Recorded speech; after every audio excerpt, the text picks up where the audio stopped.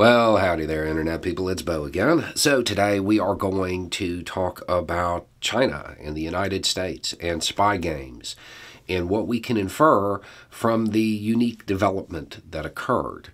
We're going to do this because we got a couple of messages and it provides a very nice framing for this conversation, the two in conjunction.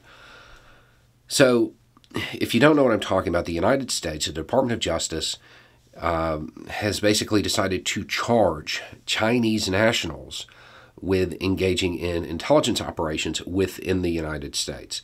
This is unusual, and we'll get to why, and we'll kind of get to what it means. So the first question that I got was, I was wondering what you think of this guy's take on Chinese spying. He's new and was wondering if he's worth following. Is there really a gentleman's agreement like this, or is he full of it? Okay, this guy is Big Red Big Red Celt. If you don't know, this is somebody I chat with on Twitter. Yeah, he knows what he's talking about. I'm vaguely familiar with his background. He knows what he is talking about. The gentleman's agreement definitely exists. For people on this channel, you'll probably like him. He's very mellow, very concise, generally speaking. So it's probably something that people who enjoy this channel will enjoy. He's also not new. He's new to YouTube, but he's been on other platforms making videos. Okay. So what did he say beyond there's a gentleman's agreement? He basically said that the United States did this for a whole bunch of reasons, but he didn't want to speculate on all of them. I will here in a minute.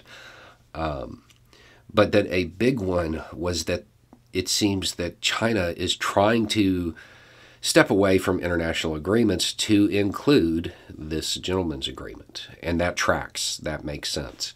The gentleman's agreement works like this. Generally speaking, it's not the handler, the actual spy that is in the paid employ of a foreign power that gets arrested or charged. It's the source. It's the agent, the person who was turned, that is a citizen of the country that is being spied upon. That's normally the person who is charged, and the actual spy, the handler, most times is kind of handed a letter saying, hey, you're not welcome here anymore. Here's a plane ticket. Make sure you're on it. And this happens pretty much all over the world. This is generally how it's done. Sometimes it's done because there's a diplomatic cover involved. But other times it's just easier, and we'll get to why. But there's an element of respect that all of those playing the great game, so to speak, they don't want to see somebody go to prison for 20 years just for doing their job. And it doesn't matter where that person is from necessarily. So that plays into it, and the expectation is, if we treat you like this, this is how you'll treat us. It's also just easier logistically because let's say the United States goes out and arrests a Russian handler. What's Russia do? They go out and snatch up an American one. And then you have to work out a trade, and it's this whole thing. It's easier just to send them home. And in many cases, they don't even do that because it's easier, it's more effective to know who the other spy is, rather than send them home and know that they're going to send a replacement who you haven't identified. Okay, so the gentleman's agreement is real, and this may have something to do with China trying to get out of that. And this is the U.S.'s way of saying, okay, you don't want to play by those rules anymore? Fine, turn around and put your hands on the wall. But that's just one of the reasons, as he said. Other reasons. they went a little outside the norm with something. They tried to influence the judicial system, the legal system. They tried to get in there. And it's not unusual for intelligence agencies to do that. Theirs, ours, everybody's. But it's unusual to try to do it directly with a bribe. That's kind of, that's just not how it's done. It's kind of against the norms. So that probably had something to do with it. Then there's the fact that Russia has been discovered to be nearly a near peer. We've talked for a year and a half or so about how the United States is moving to near peer contests. With Russia demonstrating that it's not really a near peer, there's probably a desire to kind of turn the heat up on China. And this may be part of that. Another thing is that in this case, DOJ got to run a double. One of the people that the Chinese spies approached, they made it to U.S. counterintelligence without being found out, and were really working for U.S. counterintelligence while the Chinese thought they were working for them. Those kind of spy games, they don't get to be played very often. So there also might be an element of the counterintelligence guys at the FBI just being like, this is going to be fun. And then they stumble into a giant case. That may have something to do with it as well. So those are the main reasons. It's kind of upping the stakes, letting China know that if you're not going to comply with international norms, we're not going to either. Then there's the aspect of allowing China to understand that we're going to put more pressure on them than Russia. And given the fact that a lot of this had to do with tech, it may also be a signal to them of, you understand that if you start supplying Russia with tech, that we can upset you as well. And then there was a follow-up question that provides some unique framing.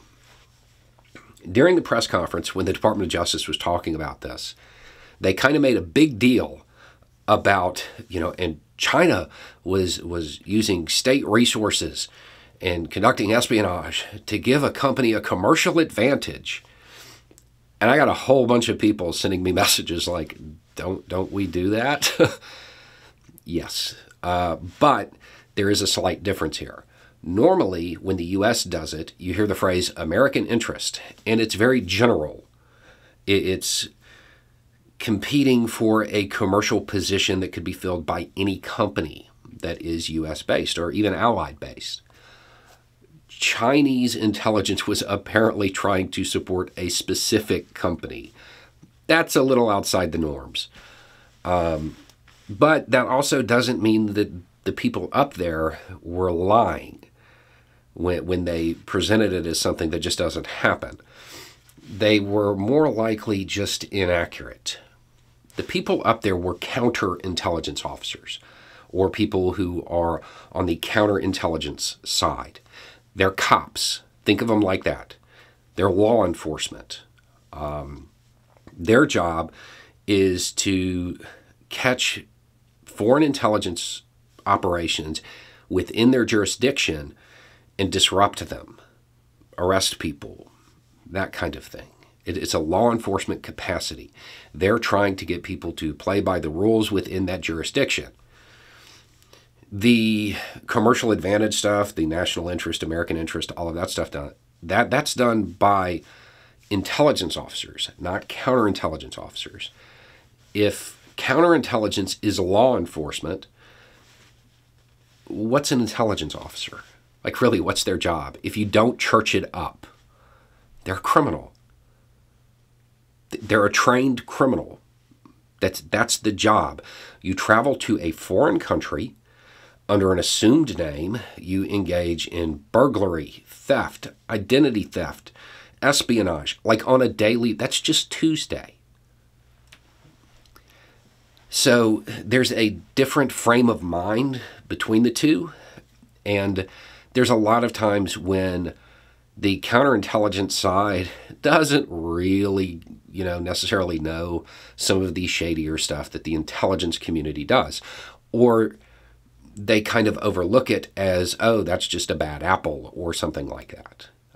But yes, the United States absolutely uses its intelligence service, its military, all of these things to secure American interest, which in many cases is a commercial advantage. But normally, I'm not going to say it never happens, but normally the United States doesn't conduct an intelligence operation at the behest of, Twitter. Like, that's not normally something that occurs. So that's where that came from. That's how it is a slight bit different. And that is why they acted the way they did, because they're not spies. They're spy catchers, and they have a very different frame of mind. They're cops, and intelligence officers are criminals.